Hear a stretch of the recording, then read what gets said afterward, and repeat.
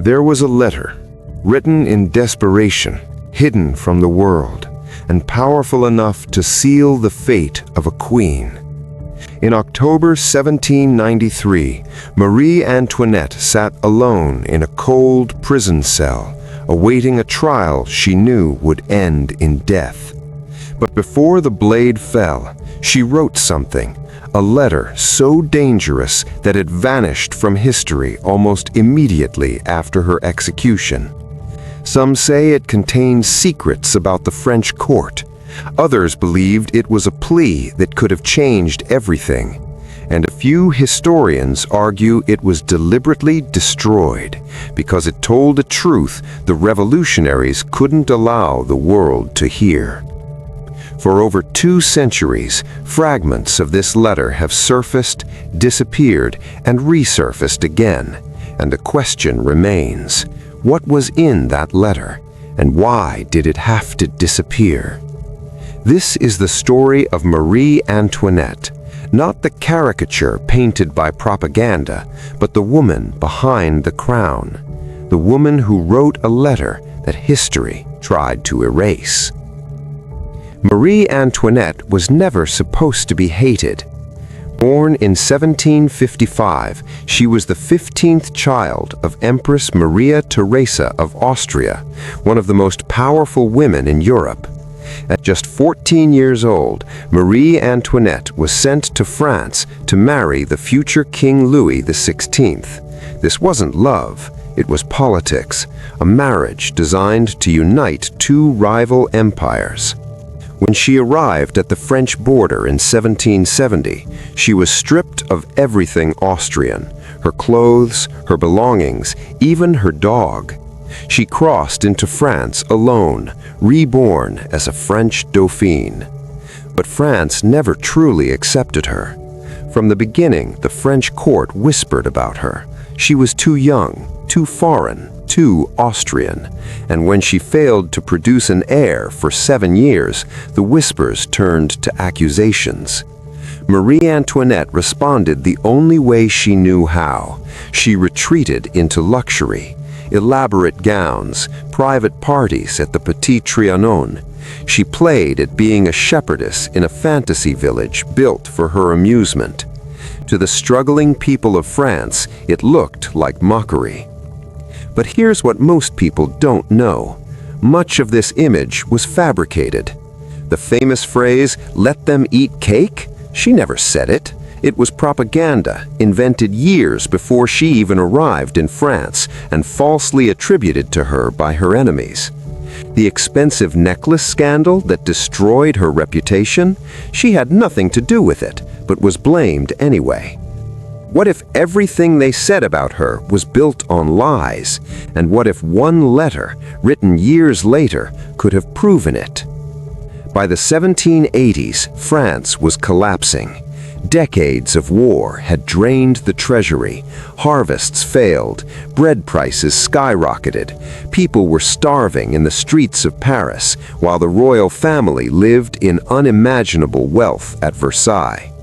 And Marie Antoinette became the symbol of everything wrong with the monarchy. Pornographic pamphlets flooded Paris, depicting the queen in obscene scenarios, often with other women, sometimes with her own family members. These weren't just insults, they were political weapons designed to destroy her reputation and, by extension, the legitimacy of the crown. The most vicious attacks called her Madame Deficit, blaming her personally for France's financial ruin. They claimed she sent France's gold to Austria, that she manipulated the king, that she was a traitor. None of it was true. Marie Antoinette had no real political power. She couldn't control the budget, she didn't make policy. But the truth didn't matter. The propaganda worked. In 1789, when the French Revolution began, the crowd didn't just want political reform, they wanted her blood. By October 1789, an armed mob marched on Versailles. They broke into the palace, murdered the Queen's guards, and nearly killed Marie Antoinette herself. The royal family was forced to leave Versailles and live as prisoners in Paris. And that's when she started writing letters, secret letters. One of them would change everything. If you're finding this story shocking, make sure to subscribe to DarkPast for more hidden histories like this. We uncover the truths that textbooks leave out. This is where the mystery deepens. Throughout her imprisonment, Marie Antoinette corresponded secretly with royalist allies across Europe. She used invisible ink. She hid messages in clothing. She wrote in code. These letters were her only lifeline, her only hope for rescue. But one letter stands apart from all the others.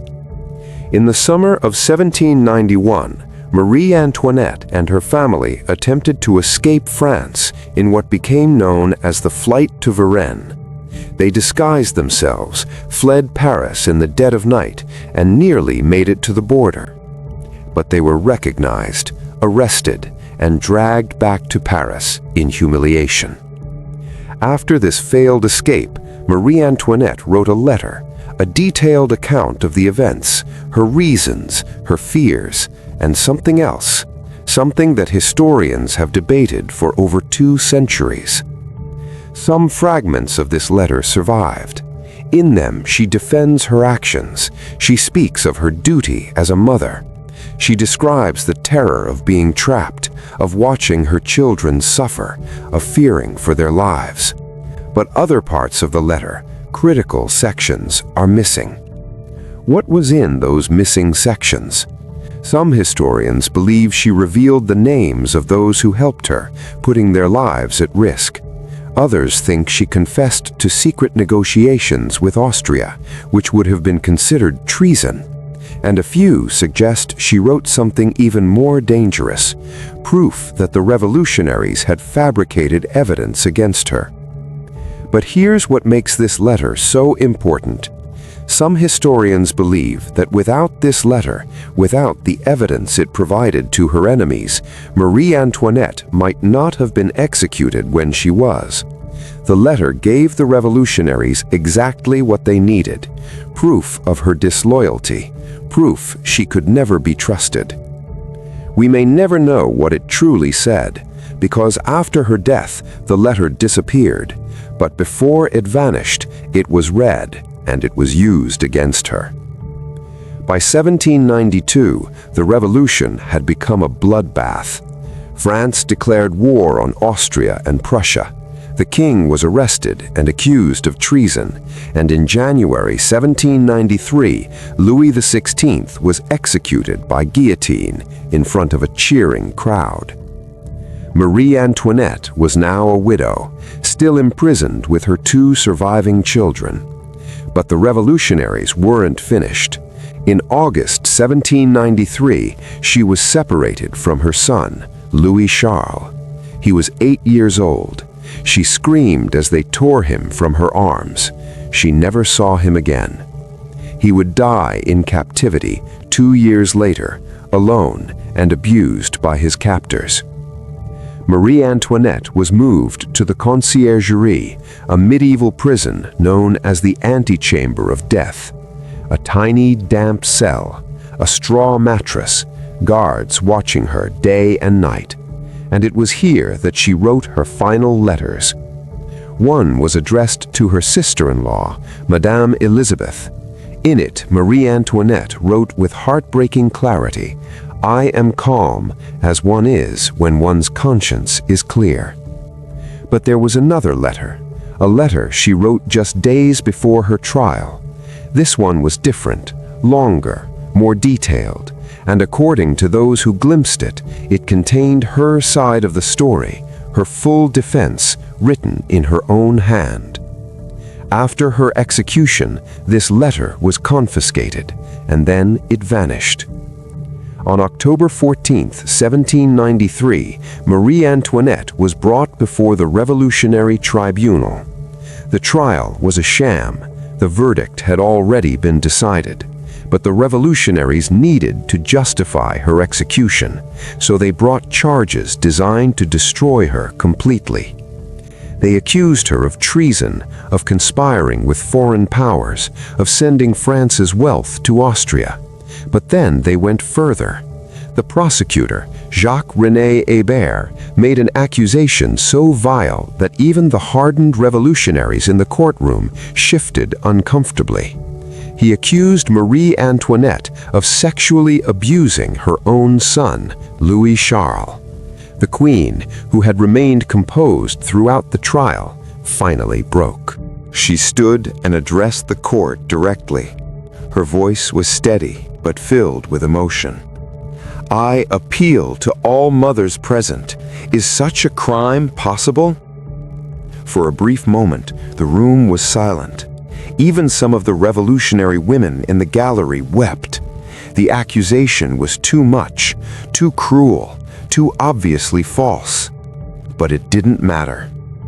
2 days later, on October 16, 1793, at 12:15 in the afternoon, Marie Antoinette was executed. She was 37 years old. Her hair had turned white in prison. She was frail, weak, and suffering from what was likely uterine cancer. As she climbed the scaffold, she accidentally stepped on the executioner's foot. Her last words were an apology. "Pardon me, sir, I did not do it on purpose." The blade fell, the crowd roared, and the letter she had written just days before, her final testimony, was never seen again. So what happened to the letter?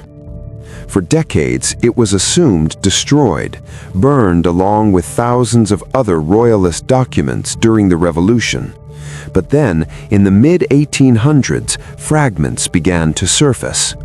A collector in Vienna claimed to have pages written in Marie Antoinette's hand describing her imprisonment and trial.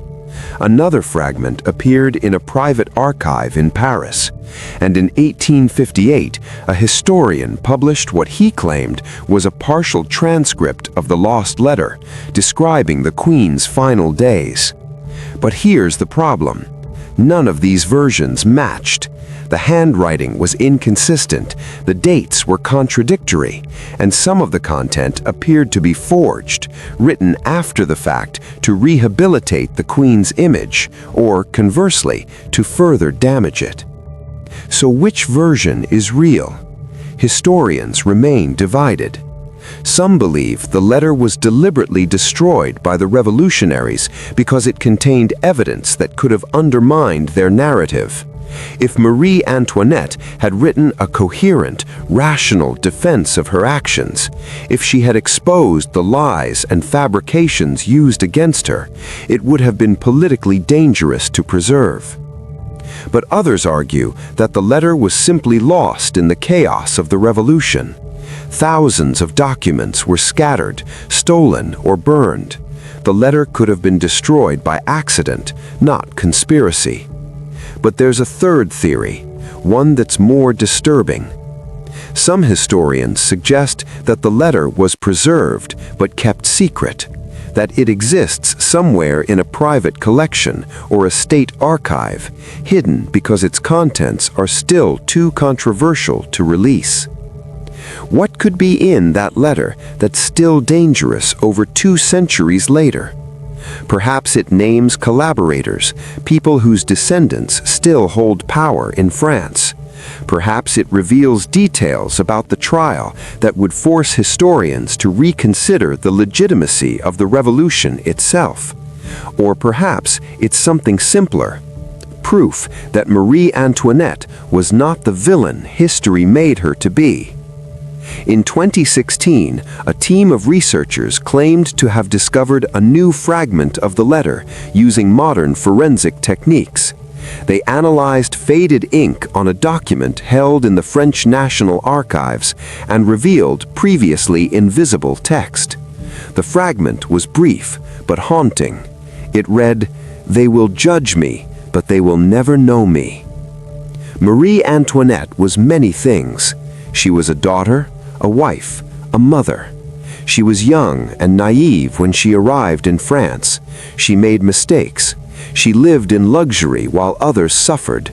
But she was also a woman trapped in a system she didn't create, scapegoated for problems that existed long before she was born. History remembers her as a symbol, a frivolous queen who lost her head. But the real Marie Antoinette, the woman who wrote desperate letters from prison, who defended herself with dignity, who apologized to her executioner even as she climbed the scaffold, that woman has been buried. The letter she wrote in her final days could have changed everything. It could have given her a voice.